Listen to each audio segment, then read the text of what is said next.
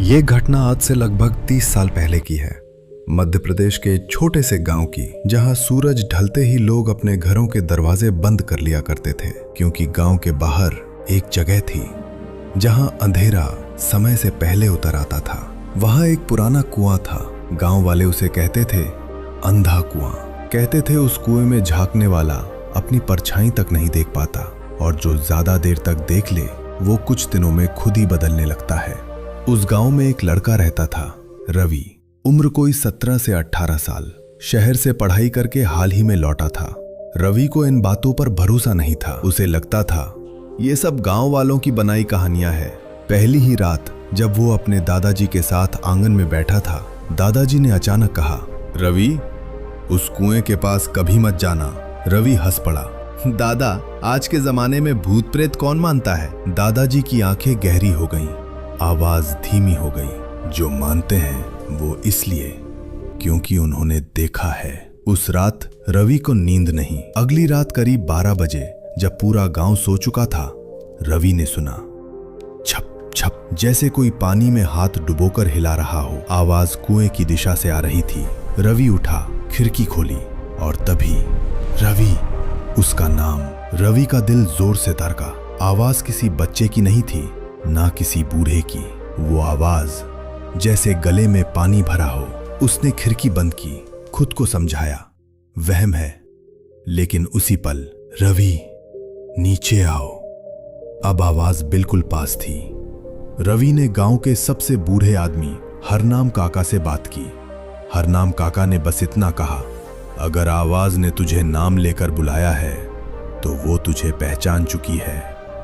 कौन? रवि ने पूछा। हरनाम काका ने जमीन पर थूकते हुए कहा, जो कुएं में नहीं रहती बल्कि कुएं से बाहर निकलना चाहती है। फिर उन्होंने असली कहानी बताई। 30 साल पहले उसी कुएं में एक औरत को जिंदा फेंका गया था। उसका कसूर, उसने कुछ ऐसा देख लिया था जो गांव नहीं चाहता था कि कोई देखे। मरते वक्त उसने सिर्फ एक बात कही, मैं जाऊंगी नहीं, मैं बुलाऊंगी। अगले कुछ दिनों में रवि बदलने लगा। वो अकेले बैठकर खुद से बातें करता, कभी कभी कुएं की तरफ देखता और मुस्कुरा देता। रात को उसकी मां सुनती, हाँ मैं आ रहा हूं। एक रात मां ने देखा, रवि नींद में चलता हुआ कुएं की तरफ जा रहा है। उसकी आंखें खुली थीं, पर वो देख नहीं रहा था। अमावस की रात, हवा में अजीब सी सरांध थी। कुएं के पास से पानी टपकने की आवाज आ रही थी। गांव के लोग इकट्ठा हुए, मंत्र पूजा सब हुआ। लेकिन तभी कुएं से एक औरत की आवाज आई, रवि, अब तू मेरा है।